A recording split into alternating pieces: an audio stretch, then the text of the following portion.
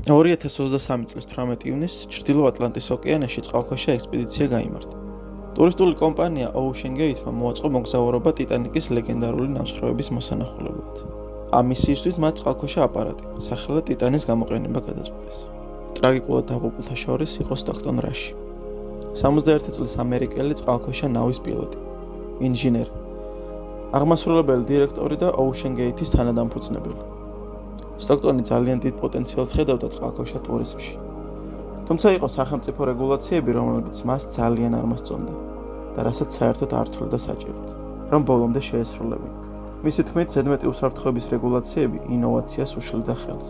კიდევ ერთი ადამიანი, რომელიც დაიღუპა, იყო პოლ ანრი ნარჟოლი, 77 წლის საფრანგეთის საზღვაო ძალების ყოფილი მეთაური.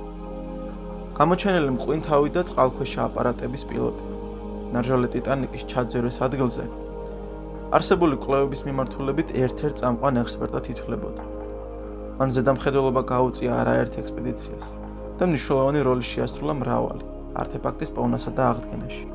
მათთან ერთად დაიღუპნენ 58 წლის ჰამიშ ჰარდინგი, ბრიტანელი ბიზნესმენი, რომლის ავანტიურისტული ნატურის შესახებ ყველას სმენოდა და ხშირად იღებდა მონაწილეობას სხვადასხვა ექსპედიციაში. შაზადა დავუდი, 48 წლის ბიზნესმენი, რომელიც ძალიან გავლენიანი ოჯახიდან იყო და მისი შვილი, 19 წლის სულეიმან დაუდი. აქვე უნდა აღინიშნოს, რომ სულეიმანს არ სურდა ამ ექსპედიციაში მონაწილეობა. თუმცა საბოლოო ჯამში მამას, რომელსაც ამ გამოცდილების მიღება შვილთან ერთად სურდა, უარი ვერ უთხრა. რაში თავად წყვეტდა თუ როგორ უნდა ყოფილიყო დაპროექტებული მისი წყალქვეშა აპარატი და არავითარ ყურადღებას არ აქცევდა რეგულაციებს. ტიტანის კონსტრუქცია შედგებოდა 2 ლითონის სარქველისაგან. აპარატის კედლების სისქე იყო 3.5 ინჩი. იმისთვის, რომ ტურისტებს ენახათ ჩაძირული ტიტანიკი, წინა ბოლოში მხოლოდ ერთი ილუმინატორი იყო განთავსებული. აკრილის ფანჯარა, რომელიც 7 დიუმის სისქის იყო და რომელიც ღრმა ჩაყვინთვის დროს 1 დიუმით იწევდა კაბინის შიგნით. გარდა ამისა, ილუმინატორი მხოლოდ 650 მეტრამდე სიღრმეზე ჩასვლისთვის იყო სერტიფიცირებული. მაშინ, როცა ტიტანიკის ნამსხვრევები 3800 მეტრზეა განთავსებული. სწორედ ეს იყო მიზეზი იმისა, რომ დაშვების დროს პირველი სწორედ ილუმინატორი გამოვიდა მწყობრიდან. რა სჯეროდა, რომ ინოვაცია იყო წარმატების გასაღები.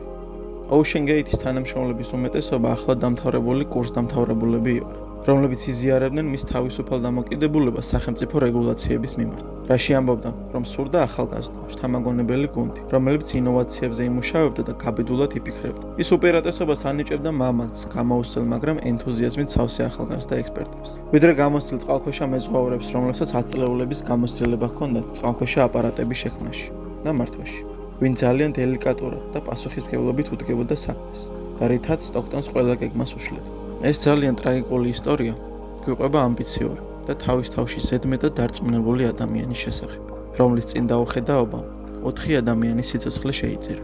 ისინი წამის მიასეთში დაიღუპნენ ისე, რომ ალბათ გააზრებაც ვერ მოასწრეს, თუ როგორ შეცდნენ, როცა თავისი სიცოცხლე მიანდეს ადამიანს, რომელიც დაბრმავებული იყო თავისი იდეის სისწორით, ადამიანი, რომელიც უსაფრთხოებას და გამოცდილებას უგულებელ ყოფდა პირადი მიზნების განხორციელებისთვის.